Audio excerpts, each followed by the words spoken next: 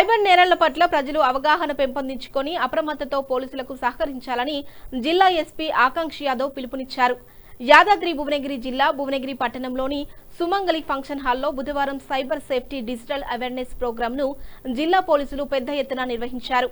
రాష్ట్ర ప్రభుత్వం ఆదేశాల మేరకు రాష్ట్ర వ్యాప్తంగా జరుగుతున్న ఈ కార్యక్రమంలో భాగంగా ముందుగా జ్యోతి ప్రజ్వలన చేశారు. అనంతరం సైబర్ క్రైమ్ అవేర్నెస్ పోస్టర్లను ఆవిష్కరించారు. ఈ సందర్భంగా యువత విద్యార్థులు డ్రగ్స్ సైబర్ నేరాల జోలికి వెళ్లకుండా ప్రతిజ్ఞ చేయించారు. ఇంటర్నెట్ మెరుగైన సేవలు సైబర్ నేరాలను అరికట్టేందుకు పోలీసులతో పాటు సమాజ బాధ్యత కూడా ప్రధానమన్నారు. స్మార్ట్ ఫోన్తో సాగుతున్న జీవన విధానంలో అతి ఆశకు పోయి కష్టాలు కొని తెచ్చుకోవద్దని, తద్వారా జీవితం ఇబ్బందులు ఎదుర్కోవడం కాకుండా కుటుంబానికి కష్టాలు కొని తెచ్చి పెట్టిన వారు అవుతారని సూచించారు. కాలానుగుణ పరిస్థితులను బట్టి దోపిడీలు, దొంగతనాలు వంటి నేరాలు తగ్గి క్షణాలలో లక్షలు కొల్లగొట్టే సైబర్ నేరాలకు పాల్పడుతున్న ఎక్స్పర్ట్ అయిన నేరస్తుల పట్ల ప్రజలు సెల్ ఫోన్ మాయాజాలం ఇరుక్కుపోయి జీవితాలను ఇబ్బందులు కొని తెచ్చుకోవద్దని ఉపదేశమిచ్చారు. అవసరం ఉన్న సమయంలోనే నెట్ను ఆన్ చేసుకోవాలని, నిరంతరం నెట్ ఆన్లో ఉండటం వల్ల అనర్థాలు ఎదురవుతాయని, అంతేకాకుండా వైఫై వాడడంతో జాగ్రత్తలు తీసుకోవాలని సూచించారు.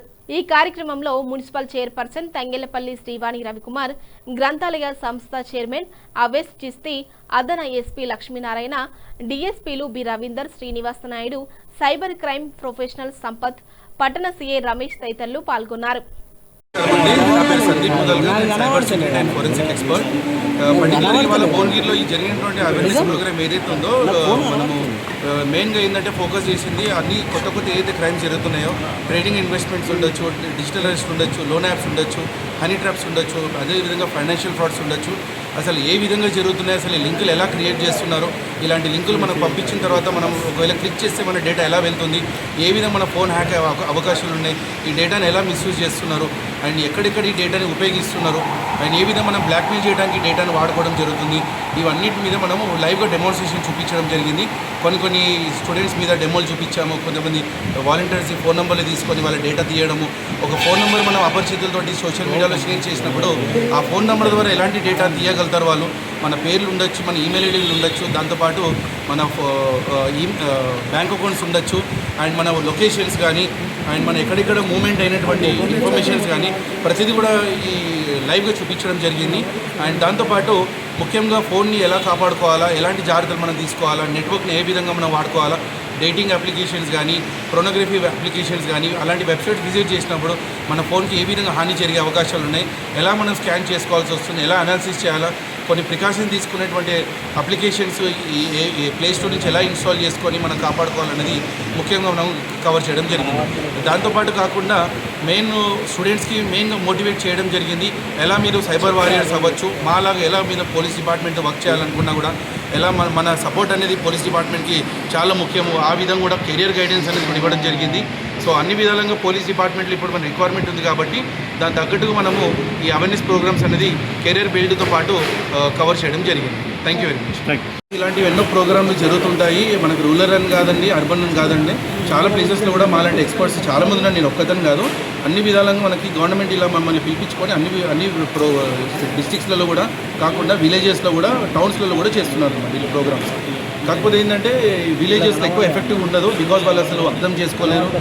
We are celebrating Cyber Jagrukta Divas with the theme Suraksha Se Tiranga, because this month we are celebrating Independence Day, and this month we are focusing on investment fraud, stock exchange fraud. As we all know, the number of cyber crimes that are being registered and reported is increasing day by day. So with this program we have tried to create some kind of awareness in the society.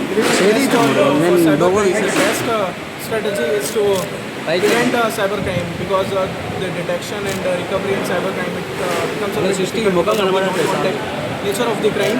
So my request to all the people who are this program, that they have to follow just 2-3 basic things to make them some kind of less prone to cybercrime.